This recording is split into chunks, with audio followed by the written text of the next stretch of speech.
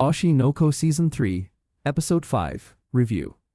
Kana lands herself in trouble. Oshi no Ko Season 3, Episode 5, Review. The fifth episode of this season shows Kana at her most vulnerable self. Let's see how this episode unfolded. Akasaka Aka. Yokoyari Mengo. The episode opens with Aqua confronting Ruby, but she responds with surprising composure, telling him he does have the full picture. She admits she did influence events from behind the scenes to steer things in her favor. Still, she insists she did orchestrate everything alone. She's not some all-powerful figure. What she did do, however, was carefully analyze the people involved before putting her plan into action. Ruby understood the director's tendency to stir up trouble and figured he would likely corner the cosplayer with inappropriate or provocative questions. At the same time, she was aware that the cosplayer had a habit of venting online whenever something upset her. By anticipating both of their reactions, Ruby subtly guided the situation without ever appearing directly responsible. When Aqua learns the extent of her involvement, he's clearly rattled.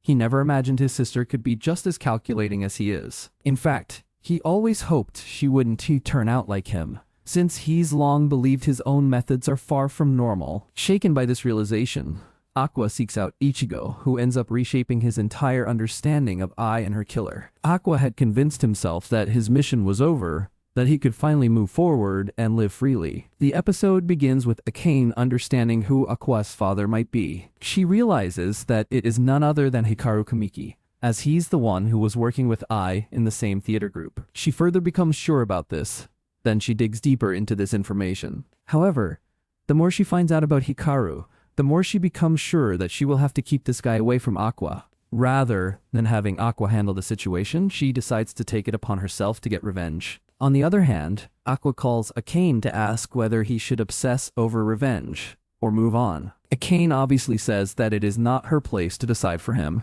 and whatever decision he takes, she will always be there to support him.